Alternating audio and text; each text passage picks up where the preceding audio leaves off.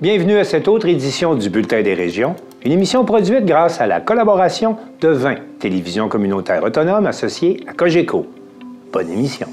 Alors, qu'est-ce que ça évoque pour vous, le 5-10-15? C'est un espace absolument magnifique. C'était des belles professions dans ce temps-là? J'ai fait 40 ans, madame. Non. Je vois l'homme comme un arbre parce que l'homme prend racine comme l'arbre. Avez-vous l'impression qu'il y a une relève pour ça? Est-ce qu'il y a des jeunes qui vont... pour pas que ça se perde? C'est cette année que ça vaut vraiment la peine de venir au marché public. Ça représente une belle tradition, en fait, qui est un peu un porte-bonheur pour les pêcheurs.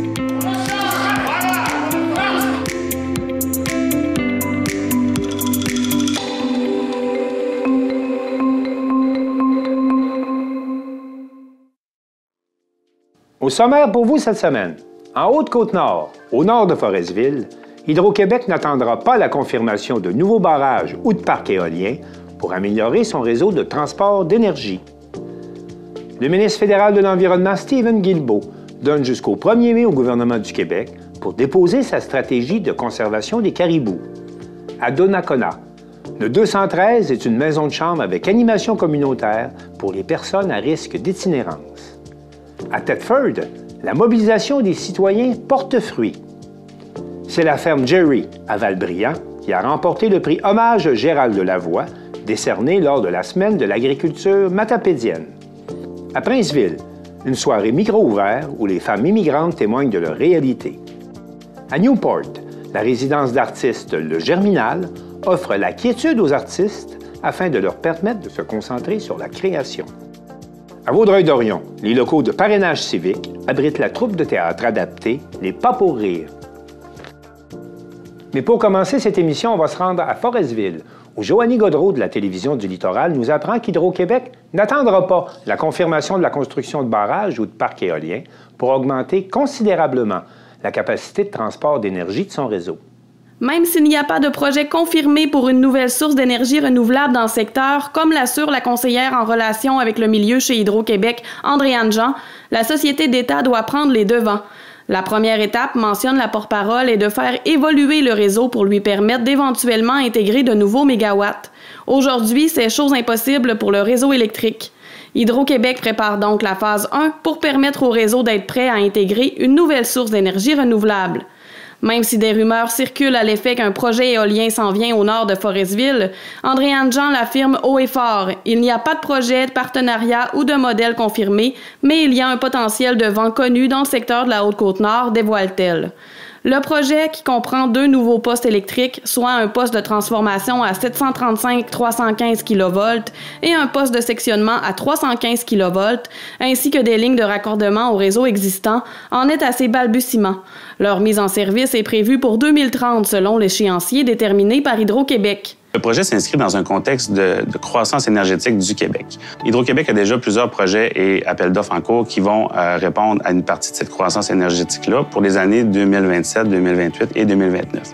Donc, pour certains projets structurants, il peut s'écouler plusieurs années entre le moment où le besoin est identifié et la mise en service du projet. Donc, c'est pour ça qu'on doit commencer la planification dès maintenant pour être sûr que le réseau de transport soit prêt à accueillir des nouvelles sources d'énergie à l'horizon 2030. Le début des travaux pour les postes et les lignes est prévu pour 2027. Pour ce qui est des travaux préparatoires, Hydro-Québec a identifié l'année 2026. Mathieu Labbé, ingénieur dans l'équipe conception du réseau principal, explique pourquoi ces 2 nouveaux postes sont importants pour l'avenir du réseau de la Haute-Côte-Nord. Donc, si on regarde plus attentivement le réseau de transport de la Haute-Côte-Nord, on remarque certaines lignes à 735 kV en mauve et certaines lignes à 315 kV en vert.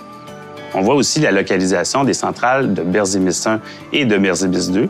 La ligne en vert à l'ouest de la centrale Berzimis 1, ça représente en réalité 4 circuits de transport à 315 kV.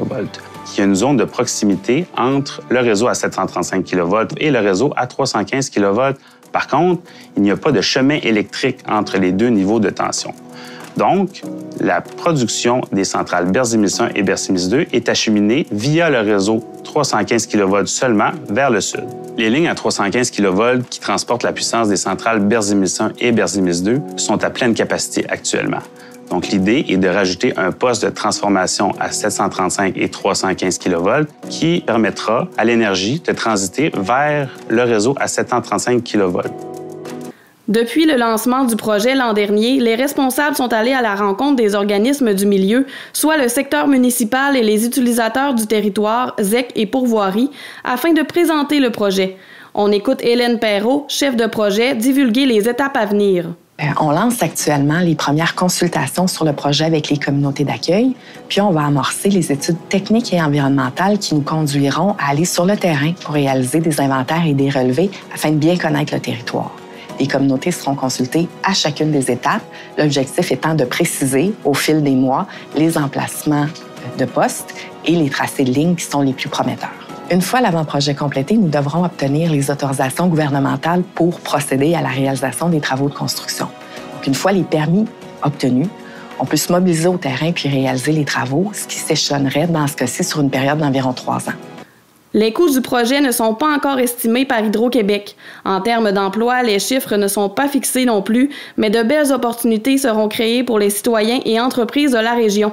Les nouveaux postes électriques ne comprendront pas de bureaux permanents.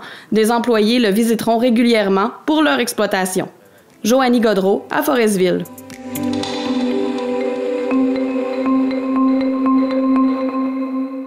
Le déclin de la population de caribous est bien connu au Québec, à tel point qu'on a créé des enclos en Abitibi, en Gaspésie et dans Charlevoix pour mettre ces bêtes à l'abri de leurs prédateurs. Lydia Duchesne de TVCO a rencontré Caroline Heinz, la biologiste qui veille au bien-être de ces bêtes.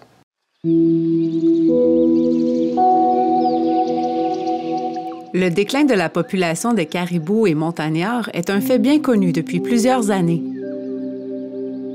Le nombre d'individus ayant atteint un seuil critique, les caribous ont été mis en enclos dans les régions de Charlevoix, de la Gaspésie et de l'Abitibi. La population affichait un fort déclin depuis déjà plusieurs années. Le dernier inventaire réalisé affichait un nombre de 17 caribous sur le territoire. Donc, c'est en mesure d'urgence que le ministère, à l'époque du ministère Forêt, Faune et Parc, a décidé de mettre cette population-là sous protection dans un enclos à l'abri des prédateurs. On a comme 2 sous-enclos vraiment plus petits qui servent à isoler des individus en cas de besoin, justement, pour un suivi plus serré, une observation suite à une blessure, ou des individus qui seraient plus agressifs en période de rut ou qui se font tasser à l'inverse des mangeoires. On va les isoler pour leur permettre de leur apporter les soins nécessaires ou les observer. Puis on a 2 grands enclos qui servent présentement à faire une rotation de pâturage. Donc, on les change d'enclos à chaque année pour permettre à la végétation de repousser en quelque sorte un peu. Puis, tu sais, aux fesses, au sel, si on peut dire, on appelle ça des fesses, de se dégrader, puis de diminuer les risques de parasites. Depuis 2019, le gouvernement provincial repousse le dépôt d'une stratégie de protection et de rétablissement du caribou auprès du ministère de l'Environnement du Canada. Un engagement pris en 2016 pour lequel le Québec est la seule province à ne pas avoir pris d'entente avec le fédéral. En fait, c'est connu et c'est documenté scientifiquement depuis déjà plusieurs années que la principale cause du déclin des populations de caribous, c'est la perte et la fragmentation de l'habitat. Donc, la population de caribous de Charlevoix ne fait pas exception à la règle. Son habitat est fortement perturbé par la présence d'activités humaines dans l'ensemble du territoire. Via la récolte forestière, les activités d'aménagement forestier, on a modifié la structure et la composition forestière dans l'habitat du caribou, ce qui a engendré une modification du système prédateur-proie. Donc, en générant des peuplements davantage feuillus après coupe, on favorise l'orignal qui, lui, en augmentant en nombre, va avoir un impact sur le nombre de loups, le prédateur principal de l'orignal, mais également du caribou. Donc, tout ça va avoir un impact négatif sur la survie du caribou. Pour assurer la survie de l'espèce, il faudrait donc rétablir l'équilibre dans l'écosystème forestier par une régénérescence naturelle de l'habitat. Ce qui va remettre un peu à la normale cet habitat-là, c'est l'accroissement des peuplements forestiers. Donc, en diminuant la récolte forestière, les peuplements de début de succession forestière davantage feuillus vont laisser place aux peuplements davantage résineux, qui sont moins propices à l'orignal et par conséquent aux loups. Le ministre fédéral de l'Environnement, Stephen Guilbeault, a récemment imposé un ultimatum au ministre provincial Benoît Charette.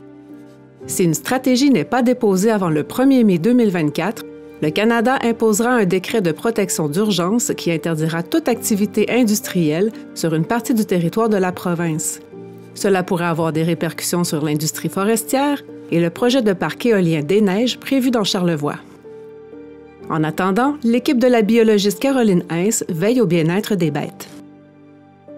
On a 2 gardiens à temps plein qui, eux, font partie de la CEPAC, qui sont engagés pour s'occuper quotidiennement des caribous de Charlevoix à l'enclos. Puis du côté du ministère, on est 3 biologistes, 2 techniciens de la faune à temps plein. Okay. Ça, c'est sans compter les vétérinaires, puis les autres biologistes et techniciens qui viennent en support là, le moment venu. En fait, on s'assure de répondre aux besoins des caribous comme en nature. Donc, quotidiennement, les animaux sont nourris avec un mélange de moulées, de foin, de lichen. Ils sont également abreuvés via des abreuvoirs mis à leur disposition ou bien ils ont accès à de l'eau naturelle dans des sources d'eau naturelles présentes dans l'enclos. Okay. Puis évidemment, l'enclos a été construit sous couvert forestier, donc dans leur habitat naturel également. Donc, ils ne sont pas totalement dépaysés. On a toutes sortes de façons de procéder qui limitent nos contacts directs avec les animaux. Je pense entre autres à un système de mangeoire qui fait qu'on sur rail, si je peux dire. Fait que dans le fond, on tire la mangeoire, on les nourrit, on repousse les mangeoires de l'autre côté de la clôture. Et toutes les clôtures sont munies de géotextiles opaques. Okay. Donc, en principe, les caribous ne nous voient pas. Okay. Différentes choses comme ça qui font en sorte qu'on entre le moins possible en contact avec ces animaux-là.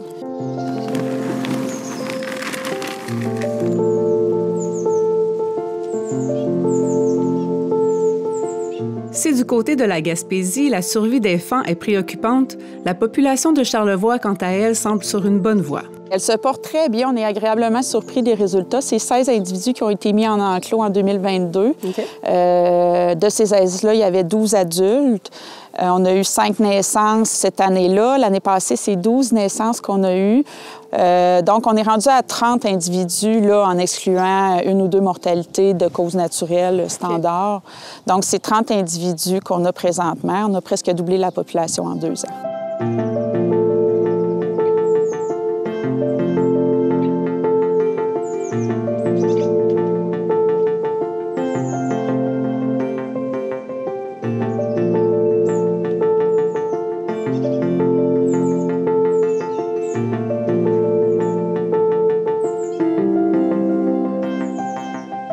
On a besoin d'avoir quelques années de données en enclos pour bien connaître, saisir le pourcentage de survie, de mortalité, d'avoir des animaux qui représentent tous les segments reproducteurs, d'être capable de pouvoir relâcher des individus, puis savoir que leur survie va être bonne. Fait qu'il y a beaucoup de choses encore à établir présentement, même s'il s'agit d'une mesure temporaire.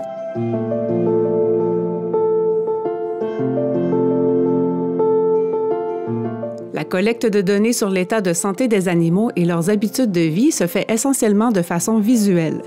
Des colliers de télémétrie sont utilisés seulement pour retracer les individus dans l'enclos de 20 hectares. On a des caméras trappes, des caméras qui prennent des photos dans l'enclos d'alimentation, dans le site d'alimentation. Donc, quand les individus viennent se nourrir, dès qu'ils passent devant la caméra, on prend des photos. On est capable de suivre leurs conditions, entre autres, comme ça.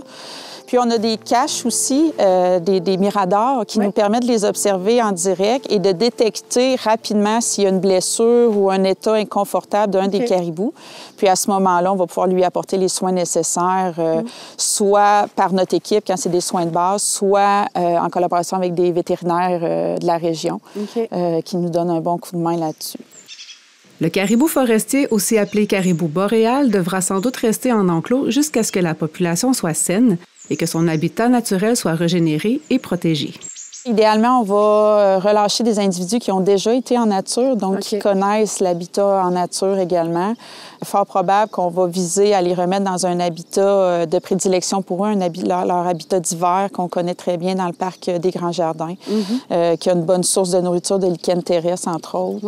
Donc, on va prendre les moyens pour diminuer cette habituation-là, assurément, avant de les relâcher.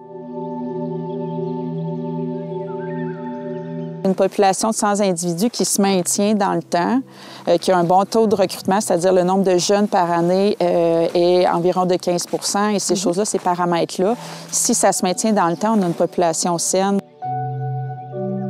Rappelons qu'à l'été 2022, le gouvernement du Québec s'est engagé à agir et à protéger 65 % de l'habitat critique du caribou. La saison des feux de forêt étant à nos portes, espérons maintenant qu'ils s'en sortiront aussi bien que l'année dernière.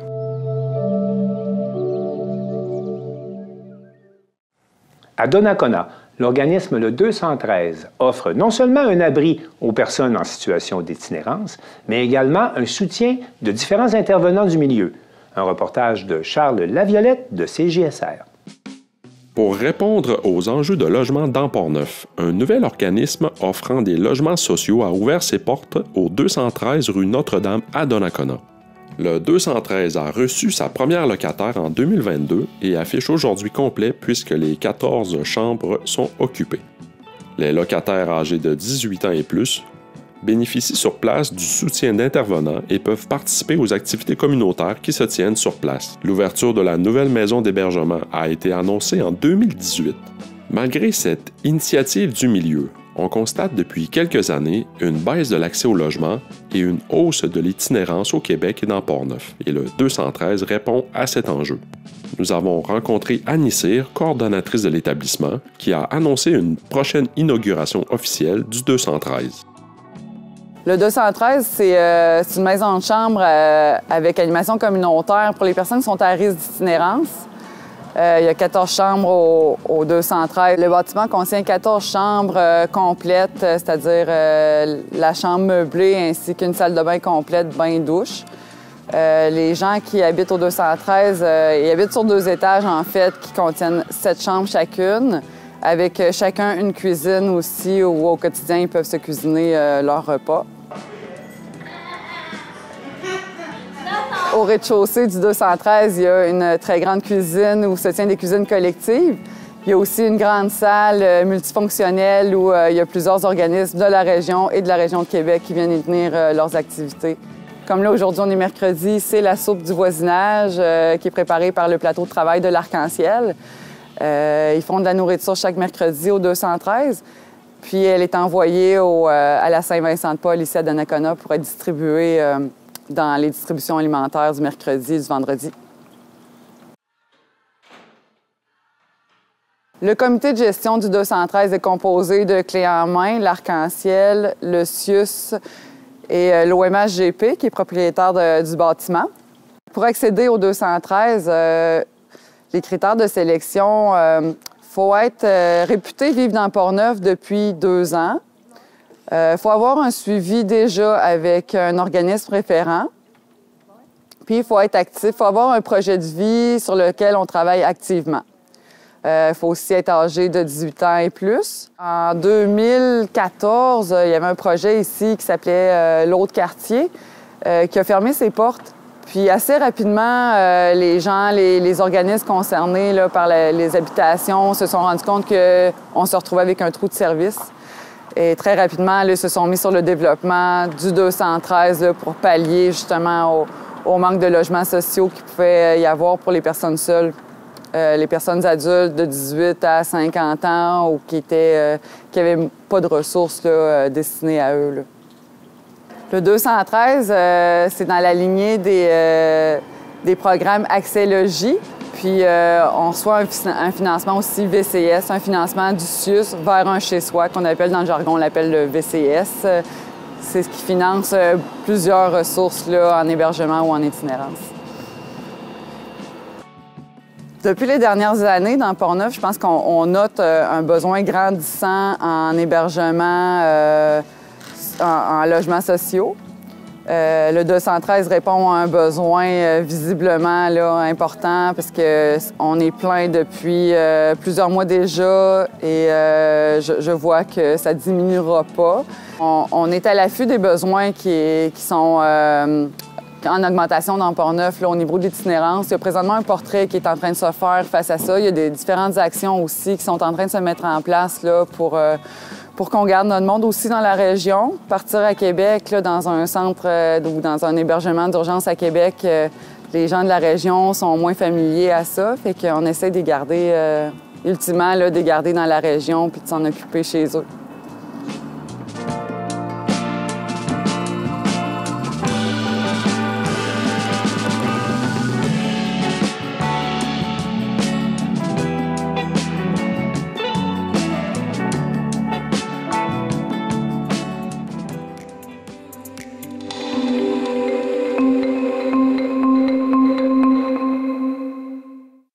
Je rejoins maintenant Geneviève Cyr de la télévision régionale des Appalaches pour parler des actualités dans sa région. Geneviève, bonjour.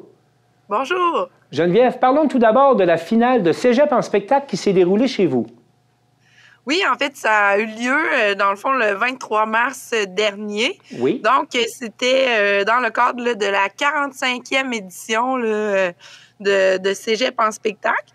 Donc, c'était la finale là, régionale.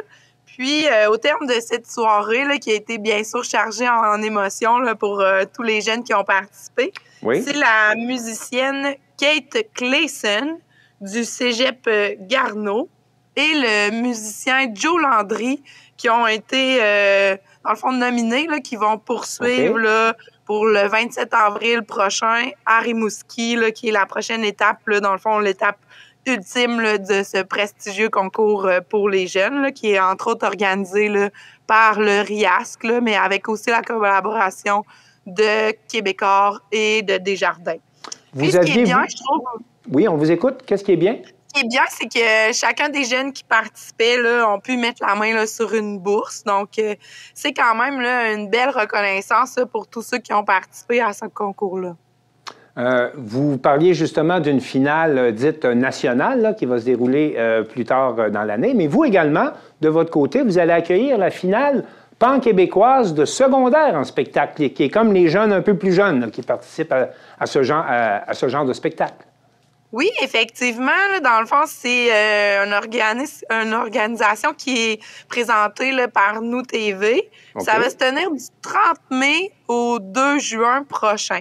Donc là, ils ont fait l'annonce de leur tête d'affiche. Dans le fond, on a Émile Bilodeau qui est là, Marco Emma et Ariane Roy. Marco Emma, entre autres, là, est un artiste qui se distingue là, présentement au niveau international, mais il est originaire là, de la région de Thetford. Donc, on est bien fiers. Là. Nous, on l'a connu sous son vrai nom et maintenant, là, les gens le connaissent sous son nom d'artiste. Puis, pourquoi ils font l'annonce aussitôt? Bien, c'est qu'ils sont à la recherche là, de bénévoles, en fait, là, pour venir soutenir cet événement d'envergure-là, parce que on va recevoir là, 876 jeunes et adultes accompagnateurs là, qui vont être hébergés, entre autres, là, à la polyvalente de Thetford. Puis, il va y avoir 16 régions administratives qui vont être représentées. Donc, c'est quand même beaucoup de gens là, qui vont venir découvrir notre coin de pays là, durant cette période-là. Geneviève, si on veut se porter bénévole, se porter volontaire pour faire du bénévolat lors de cette activité, on fait quoi? Il faut se rendre, là, dans le fond, ils ont un site Internet. Là, dans le fond, si on va sur le site Internet du Rendez-vous pan-québécois, on retrouve toutes les informations là, pour devenir bénévole là, à ce moment-là.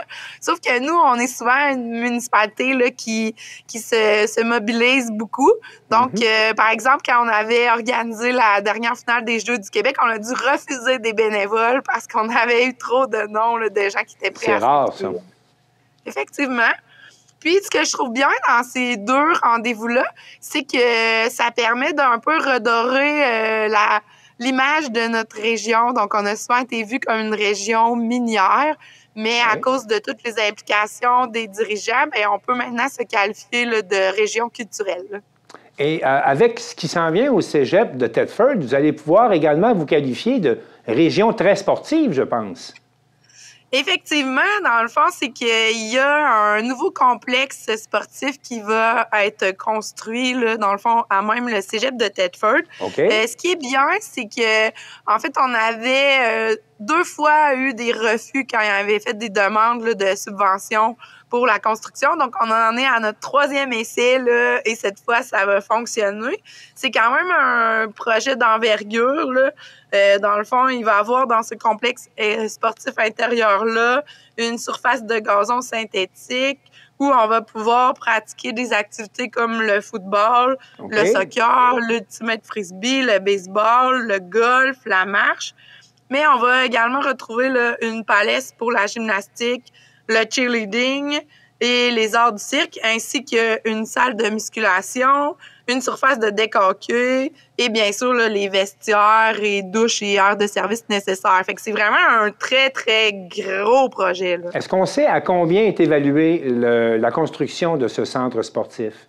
Oui, à un montant de 13,7 millions de dollars. Fait que c'est un investissement majeur, mais c'est grâce là, à l'obtention de subventions qui ont été capables. Mais bien sûr, là, il y a eu des fonds du milieu qui ont dû être investis. Est-ce qu'on sait à quel moment devrait partir le chantier, puis à quel moment ça devrait être livré, ce nouveau centre sportif? En fait, les travaux doivent débuter aussitôt qu'en juin 2024. Et ils espèrent une ouverture là, en septembre 2025. Toujours dans le domaine du sport, là, le Mont Atistoc a remporté un 100 000 là, dans le cadre d'une compétition au sommet. Pouvez-vous nous expliquer un peu qu'est-ce qu'il y en est?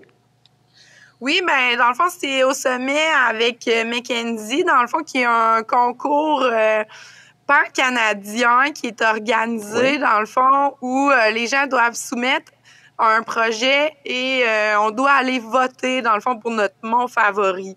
Donc, nous, je ne sais pas si historiquement vous avez déjà entendu parler d'Hockeyville, mais on avait déjà eu une espèce de saga où nos votes n'avaient pas été comptabilisés dans Hockeyville. Fait qu'on a décidé de se lancer cette fois-là dans le concours du Mont Mackenzie. Au départ, ils ont même douté encore une fois de nos votes parce que comme on est une petite communauté, on réussit souvent à se mobiliser beaucoup plus rapidement que d'autres sommets, exemple le Mont-Saint-Anne. Là. Donc, ça nous... heureusement, là, nos votes ont été vérifiés et tout était valide. Donc, ça a permis, en fait, au Mont Atistoc de remporter ce concours-là parce que, entre autres, là, l'équipe de ski du Mont Atistoc des jeunes ont investi beaucoup de temps là, pour motiver la communauté à voter. Donc, on a eu la bonne nouvelle, là, dans le fond, qu'on avait obtenu 100 000 $. Dans le fond, ce 100 000 $-là... C'est un bon montant, 100 000 $. Effectivement. Puis ça va être utilisé là, pour la construction d'une structure multifonctionnelle à l'arrivée des pistes. Puis, ça va aussi servir à la réalisation de travaux pour viser à diminuer la quantité d'eau utilisée lors de l'enneigement là, de la piste La Bossue. Ils vont peut-être aussi utiliser une partie de ces fonds-là pour faire approuver un nouveau concept de piquets de ski qui sont fabriqués à partir de bouteilles d'eau recyclées. Donc, ça a été développé, dans le fond, par un employé du cégep de Thetford qui travaille là, dans le secteur là, de la plasturgie. Donc, ils sont actuellement là, en phase de test. Mais peut-être qu'il pourrait être utilisé là, lors de nos compétitions et qui sait, peut-être un jour, vous pourrez vous procurer ces piquets qui seront à vendre. Souhaitons-le. En terminant, Geneviève, j'aimerais que vous m'expliquiez quelque chose. Que ce soit pour la mobilisation que vous faites pour accueillir des jeunes de partout dans le cadre de la finale de secondaire en spectacle, ou encore la mobilisation que vous venez de faire pour remporter 100 000 $ dans le cadre d'un défi qui s'adressait aux communautés. Comment on explique cette capacité de mobilisation chez vous? Bien, peut-être parce que ça vient de notre historique, là, dans le fond. Si on retourne dans le passé, nous, on était une ville mono-industrielle là, qui devait vivre de l'amiante. C'est quand il y a eu la fermeture des mines, bien nécessairement que les dirigeants en place puis les acteurs du milieu ont dû insuffler là, cette motivation-là pour arriver à diversifier, entre autres, notre économie. Ce qui fait qu'aujourd'hui, on retrouve beaucoup de PME dans notre région. Fait que peut-être que c'est historiquement de là que je pourrais trouver une explication à te donner pour voir pourquoi on est une communauté aussi mobilisée. Là. Bien, là-dessus, Geneviève Cyr, merci beaucoup pour cette tournée de cette région chez vous, bien mobilisée, et au plaisir de se parler à nouveau. Merci de l'invitation.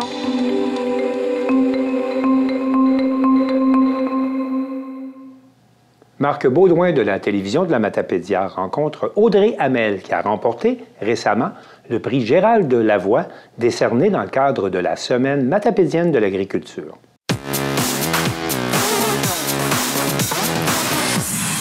Lors de la semaine de l'agriculture matapédienne, elle s'est vue remettre le prix hommage Gérald Lavoie, un prix qui ne souligne pas seulement les réalisations, mais aussi la personnalité. Il s'agit de Audrey Hamel de la ferme Djéré à Valbriand. Bonjour Audrey. Bonjour. Ça va bien? Oui.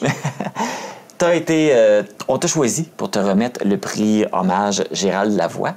Comment tu as appris que c'est toi qui étais la récipiendaire de ce prix-là? C'était lors du brunch conférence qui avait lieu là, lors de la semaine d'agriculture.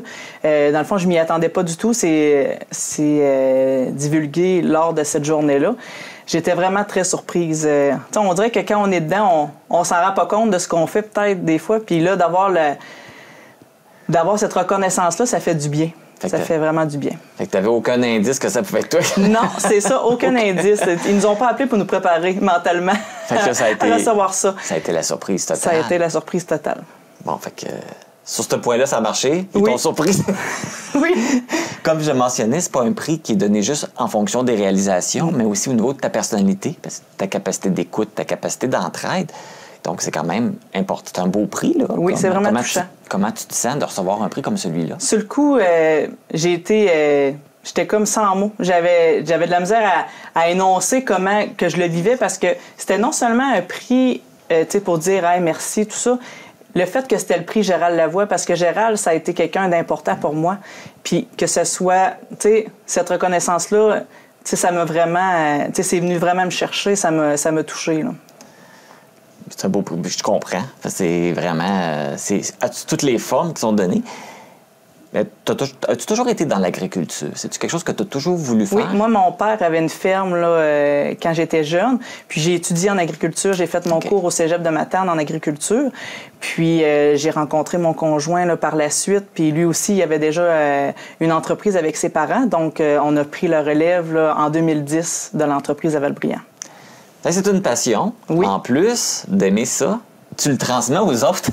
Oui. Tu as un programme avec les jeunes qui s'appelle le projet d'éveil du monde bioalimentaire des jeunes de Valbriand. Oui. En quoi ça consiste, ce projet-là?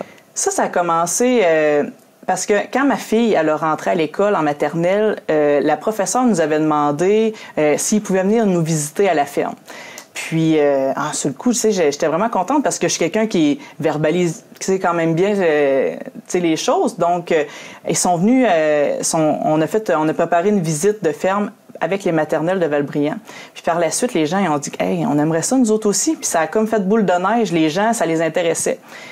Puis l'effervescence que ça me procurait de montrer aux enfants vraiment c'est quoi l'agriculture, puis le beau côté de l'agriculture, parce que des fois, à la télévision, c'est ce qui nous arrive de pas bien, ça va pas bien financièrement, tout ça. Puis je voulais dépeindre le côté passion, puis qu'est-ce qui est beau de l'agriculture. Puis les enfants, c'est comme des petites éponges. Puis je me rendais compte que c'est important que la petite relève de gens comprennent c'est quoi la beauté de l'agriculture, parce que c'est eux autres qui vont être les consommateurs de plus tard. Oui. De bien manger des choses saines, que ça soit pas des choses qui viennent toujours du Mexique, des choses comme ça, de manger local. C'est pas juste c'est quoi un mouton, c'est l'importance d'encourager les producteurs locaux. C'est beaucoup ça qu'on essaie de transmettre avec ça. Puis ça permet de préparer aussi la relève, comme tu dis. Avec la pénurie de personnel, c'est difficile dans les milieux. Est-ce que tu remarques que dans le milieu de l'agriculture, la relève se fait de plus en plus rare aussi? Oui, énormément. Puis de la main-d'œuvre qualifiée, là, ça court pas les rues, là, parce que avec les années, les entreprises ont beaucoup changé. Entre qu'est-ce que mes grands-parents ont pu vivre quand ils étaient en production versus nous autres aujourd'hui, la technologie, la grosseur des entreprises a vraiment beaucoup... c'est pas juste je vais faire ça tout bonnement, ça me tente de faire ça. C'est complexe. Ça prend des gens qui connaissent ça un petit peu. Parce que oui, on fait l'école, on leur montre, mais ça prend un petit bagage parce que on travaille avec du vivant, puis on travaille avec des infrastructures qui coûtent cher. Là. Fait que, ça a un impact. Là. Cette difficulté d'avoir la relève, est-ce qu'elle se fait ressentir aussi dans la Matapédia? Oui, parce que aussi? Même dernièrement, il y a eu la manifestation à Rimouski, puis ça nous faisait en parler, c'est que oui, nous autres, on a des enfants. Oui, on espère qu'il y ait cette passion-là, mais en même temps, oui et non. Parce que, tu sais, c'est difficile, puis des fois, on veut pas faire vivre ça nécessairement à nos enfants. Tu sais, même on se questionne, tu sais, notre relève, est-ce qu'on veut qu'ils prennent un chemin difficile comme ça? Tu sais, c'est sûr qu'il y a d'autres domaines là, que c'est difficile, mais tu sais, avec du recul, est-ce qu'on souhaite à nos enfants, tu sais, de vivre, tu sais, le contexte économique qu'on vit actuellement? Mais est-ce que c'est beaucoup plus difficile aujourd'hui que ça l'était il y a quelques années? Oui. Ah oui, il y a vraiment une grosse différence. Oui. Puis, veux pas, il y a moins de gens aussi, tu sais, il y a moins de relève, là, tu sais, les gens, ils ont moins d'enfants, tu sais, ça a un impact, là. Donc là, on parle de la relève, mais on peut parler aussi des femmes. Tu es une femme en agriculture. Est-ce que, en gagnant ce prix-là, c'est le fun aussi de voir qu'une femme qui gagne un prix en agriculture? Oui. C'est un milieu que probablement était peut-être moins accessible pour les femmes. Est-ce qu'aujourd'hui, il y a beaucoup plus de femmes en agriculture, mais est-ce que c'est difficile pour les femmes de réussir dans ce milieu-là? C'est quand même difficile, mais je trouve qu'il y a une belle ouverture. On est un milieu où moi, je le ressens pas qu'il y a une différence entre les sexes. Tu sais, on est un milieu qui est beaucoup équitable. Fait que je te dirais que oui, c'est un milieu qui peut être plus difficile pour nous autres, les femmes, mais peut-être avec les intervenants autour de nous, plus qu'avec nous, entre nous.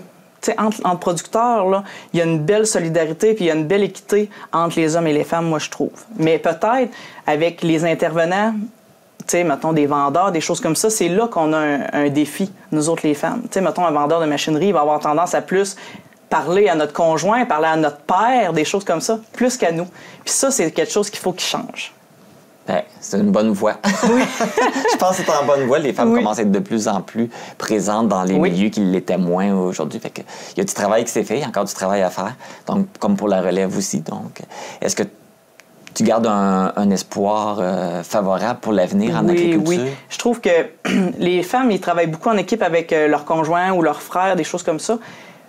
À l'intérieur des entreprises même, je trouve qu'il y a une belle équité. Fait que ça me rassure parce qu'en vrai, c'est là qu'on travaille le plus. Là, les intervenants autour, ça peut changer. Mais je trouve qu'au sein des entreprises, ça, je trouve que c'est sa bonne voie. Vraiment, c'est bien. Là.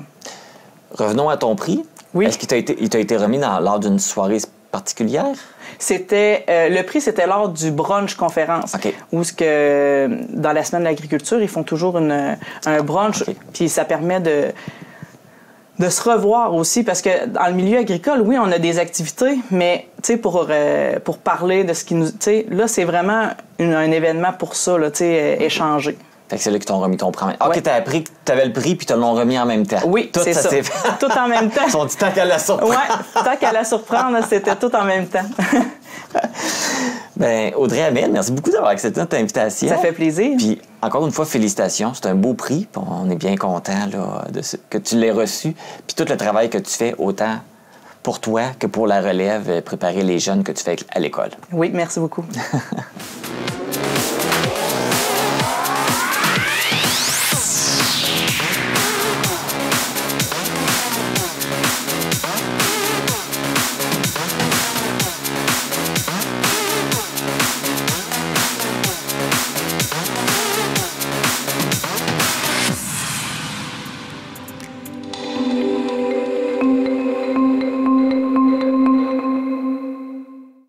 Sylvana Suarez de la télévision de l'Érable a assisté à une soirée micro ouverte à Princeville où des femmes immigrantes sont venues témoigner de leur expérience. On écoute son reportage.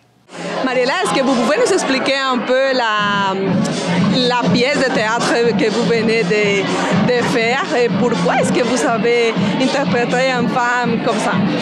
En fait, moi, je voulais montrer à la société québécoise qu'est-ce que les femmes immigrantes ressentent quand elles arrivent. Donc, en fait, je voulais expliquer qu'est-ce que ça veut dire les chocs culturels. Elle ne parle pas français.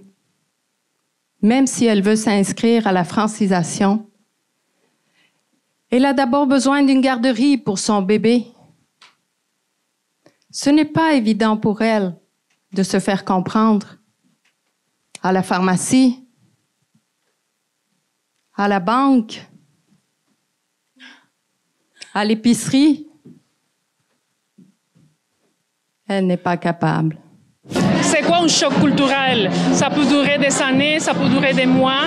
Mais si la salle était ébranlée, c'est parce que les femmes se sont reconnues. Toutes les femmes immigrantes se sont reconnues ce soir avec le monologue qu'on a réalisé. Et aussi, est-ce qu'on peut dire qu'après les années, l'expérience améliore? Est-ce que les jeunes ou les femmes réussissent à avancer dans ce pays? En fait, quand les femmes arrivent à mon bureau, moi je vois la détresse des femmes. Elles n'ont pas d'espoir quand elles arrivent à mon bureau. Puis, mon rôle, c'est d'ouvrir la porte pour que les femmes voient la lumière. La lumière dans le sens que ce n'est pas tout le temps que ça va être comme ça va être la détresse. On va voir les débuts, ça va être difficile, mais il faut être patiente, il faut être constante, il faut persévérer parce qu'on va les savoir, on va voir la lumière, puis on va être fiers de nous après des années. À chaque année, ça va être la lumière, puis la lumière, ça va être comme les caméras qui m'allument maintenant. Elle commence à voir la lumière au bout du tunnel.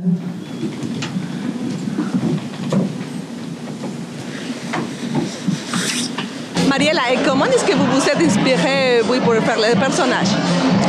Et rappelez-vous que moi, je travaille avec les femmes qui sont victimes de violences conjugales.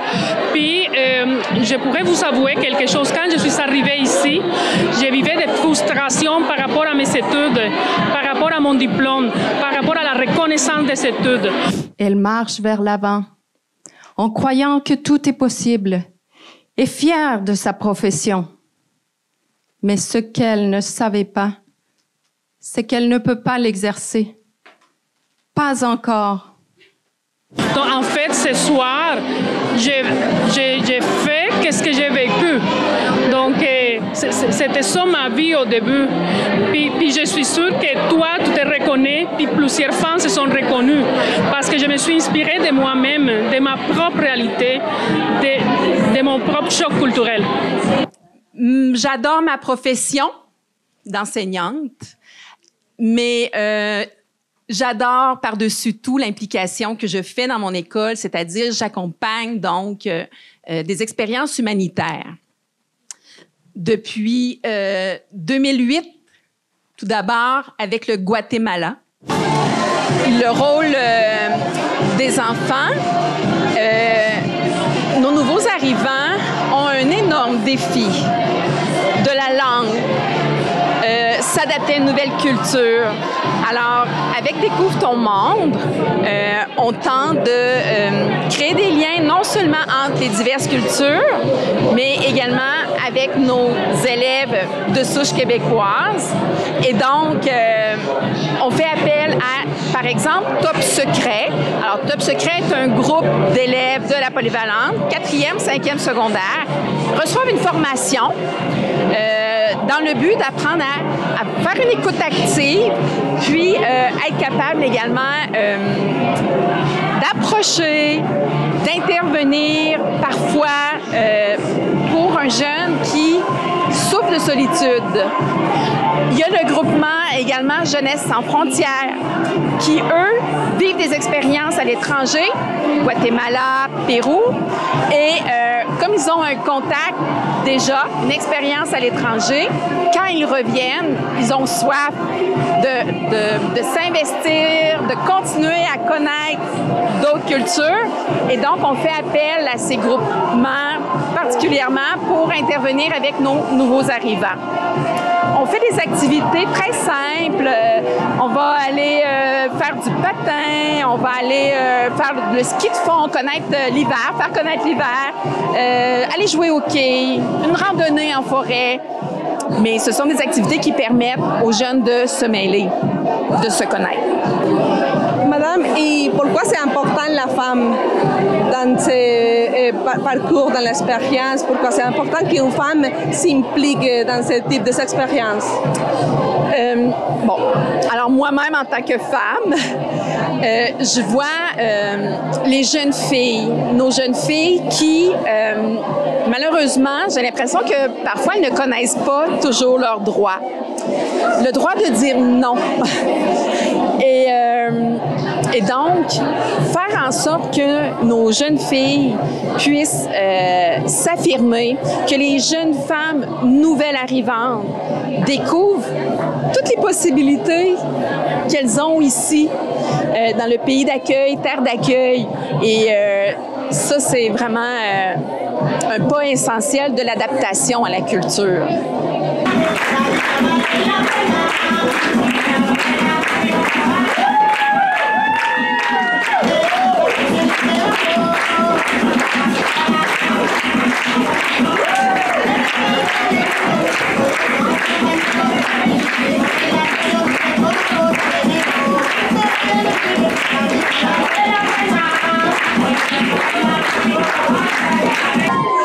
Porque ça a été important de montrer un peu la danse de votre pays. Pour le montrer à les Québécois et Québécoises qu'il ne faut pas lâcher et qu'il faut se laisser aller, mais aussi dire stop. Parce qu'aujourd'hui, on a fait toute la présentation de la danse. C'est pour toutes les femmes qui aujourd'hui ne sont pas avec nous à cause de la violence conjugale et à cause de que son chum ou son mari l'a maltraité. Parce qu'ils n'ont pas été capables de dire non, stop.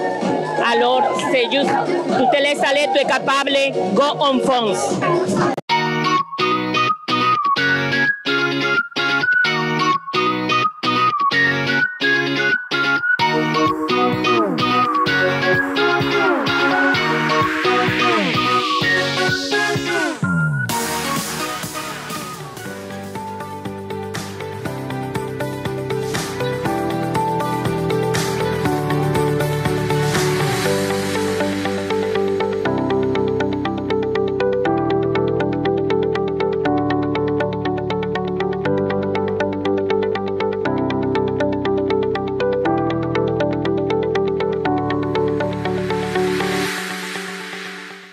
Jean-Denis Laperrière de la télévision du Rocher-Percé s'est rendu à Newport visiter la résidence d'artistes Le Germinal, un lieu de quiétude où les artistes peuvent se concentrer sur leur création.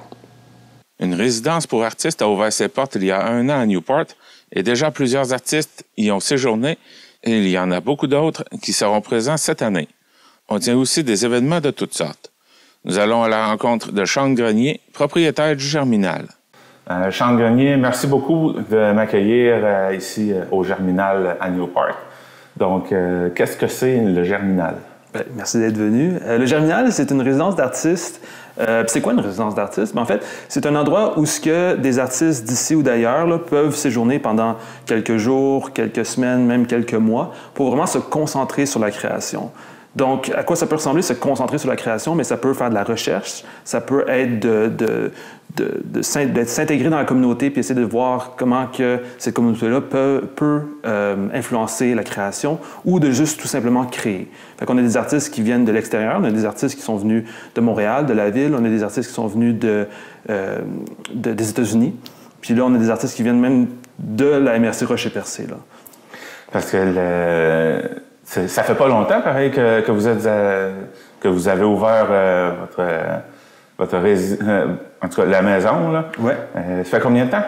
Là, ça fait 3 ans qu'on est en Gaspésie. On a acheté la maison il y a 3 ans, mais ça fait juste 1 an qu'on a des activités. Donc, il y a environ 1 an, on a eu la première activité qu'on a eue. Le premier résident, c'était Philémon Simon, qui est un chanteur. Il est venu ici, il a donné un show, il a travaillé sur son prochain album ici à Newport. Là, puis il a même fait un vidéoclip à Pabo que j'ai fait avec lui. Fait que, non, il est venu ici pendant environ 3 mois. Là, fait qu'il a vraiment eu du fun. Puis c'est vraiment là que ça a commencé. Après, on a eu une autrice, Alexandra Tremblay, qui travaille sur son livre. Puis après, on a eu Soubi, qui est une artiste palestinienne qui vient des États-Unis, qui a fait une expo ici. Là. Donc, c'est pas juste pour des artistes en art visuel, comme on peut voir sur les images qui sont en arrière. C'est tous les artistes qui font de la création, parce que tu viens de parler justement d'un auteur, chanteur qui est venu composer de la musique ici. Exactement. C'est vraiment ouvert pour tout le monde. Oui, c'est ouvert à toute forme d'art. On n'a pas vraiment de spécificité. La seule chose, c'est peut-être, tu sais, comme si quelqu'un joue de la batterie, mais tu sais, on essaie d'avoir quand même un espace paisible pour tout le monde qui habite ici, là, parce qu'en fait, tout le monde veut se concentrer sur la création. Fait que c'est sûr que si quelqu'un joue de la batterie, ben c'est moins propice à la création, là, mais sinon, on est vraiment ouvert à toute forme d'art. OK. C'est quoi l'évolution de Germinal? Tu dis que tu as acheté le bâtiment il y a 3 ans, puis ça fait 1 an que le Germinal opère comme vous en parlez là. Ouais. Donc, c'est quoi son évolution? Comment ça a commencé? Ça a commencé, bien en fait, on a acheté la maison ici, puis là, il y a eu quand même beaucoup de... On a tout peinturé au complet. On a tout vraiment aménagé pour que ce soit idéal pour des artistes, parce que je veux pas, quand des artistes qui viennent pour 1 mois, 2 mois, 3 mois, puis s'ils viennent de l'extérieur surtout, tu sais, s'ils viennent d'un autre pays, bien, il faut qu'ils soient accommodés le mieux possible, parce qu'ils se déplacent, tu sais, ils défraient quand même il y a quand même des coûts à défrayer pour venir jusqu'à Newport, là. Il n'y a pas juste aller à Montréal, là, prendre l'avion, il faut aussi qu'ils prennent l'autobus pour venir ici. Fait que on veut que ce soit après un long périple jusqu'à Newport, mais que ça soit le mieux accommodé pour eux possible. Fait qu'on a accommodé ça pendant quand même 2 ans, là, de peinturer pas mal, puis de monter des lits, puis de rafraîchir un peu le lieu, parce que c'est un lieu centenaire. C'est un lieu qui est sur le bord de la mer. C'est vraiment un lieu extraordinaire. C'est juste qu'on voulait le rafraîchir un peu là, pour qu'il soit un peu mieux accommodé là, pour les artistes.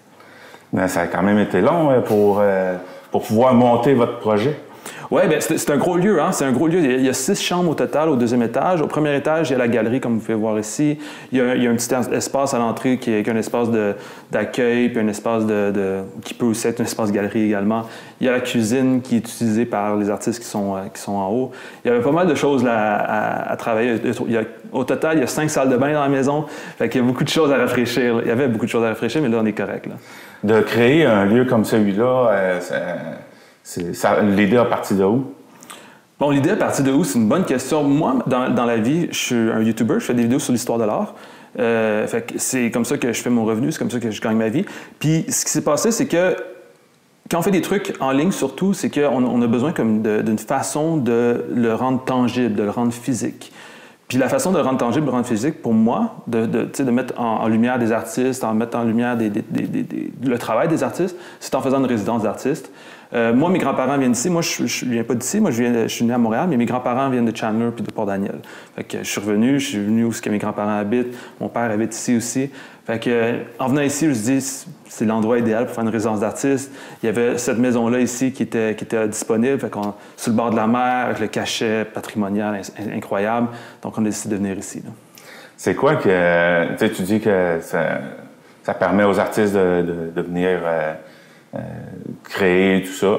Entre un artiste qui serait chez eux et qui déciderait de venir ici, on pourrait dire c'est quoi l'avantage que ça offre de venir dans un endroit comme celui-là plutôt que d'être chez soi pour l'artiste? C'est intéressant comme question parce que ça va vraiment différer d'artiste en artiste. Cet été, j'ai comme 14 artistes qui viennent. Là. Juste pour l'été, on a quand même un été quand même assez chargé.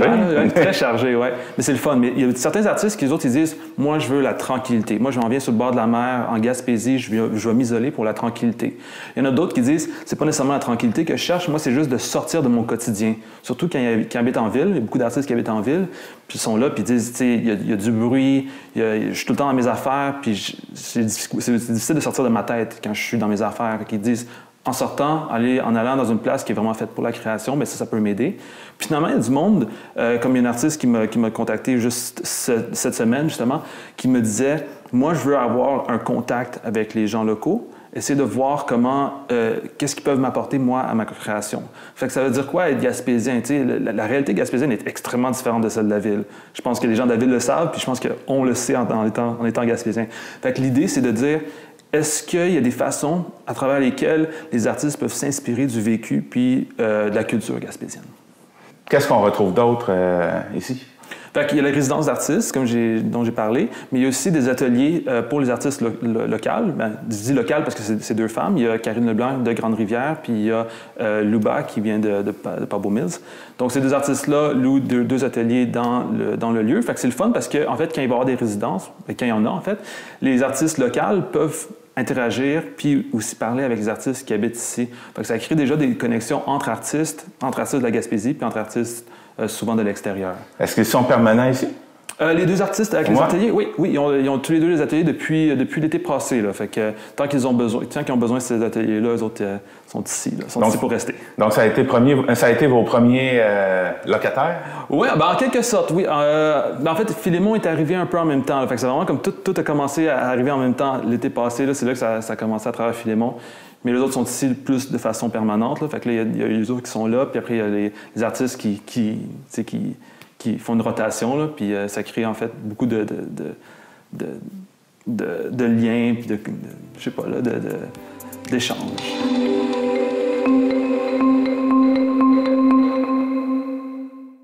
Chantal Bédard de C'est sûr.tv nous présente une expérience unique de théâtre à Vaudreuil-Dorion, où des adultes souffrant de déficience intellectuelle ou de troubles de l'autisme préparent une pièce de théâtre.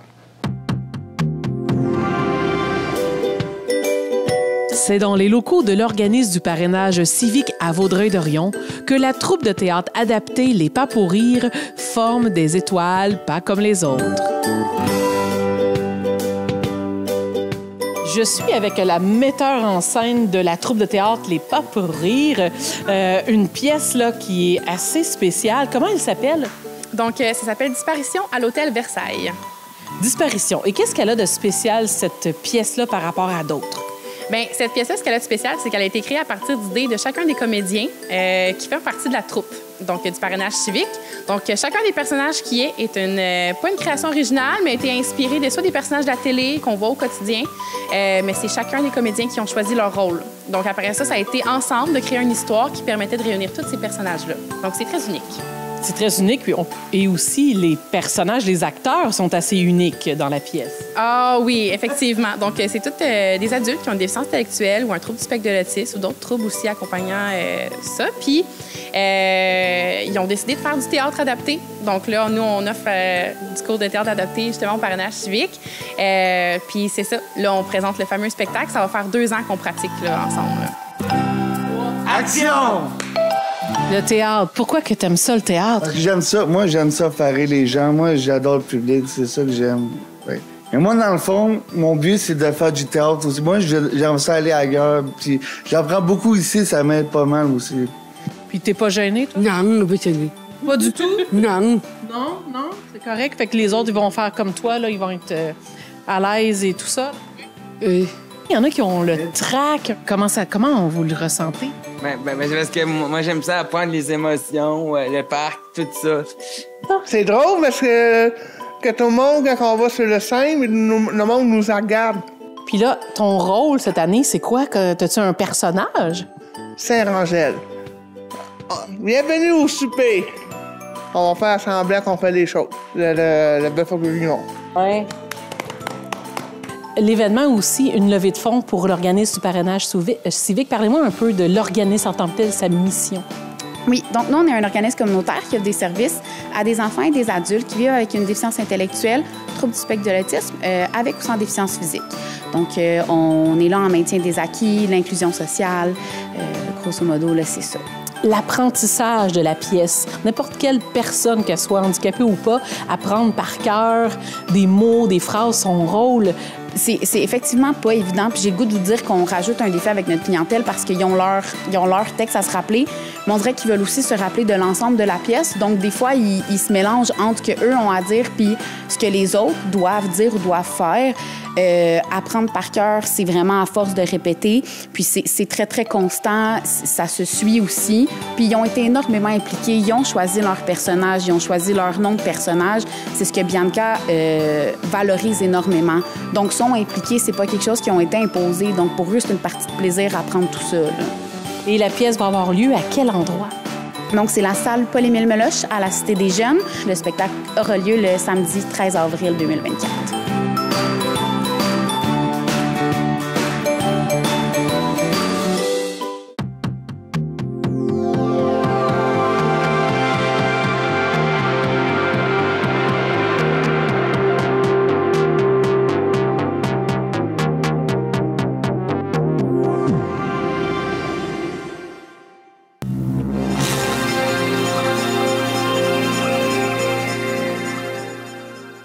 C'est tout pour le Bulletin des régions cette semaine. J'espère que ça vous a plu.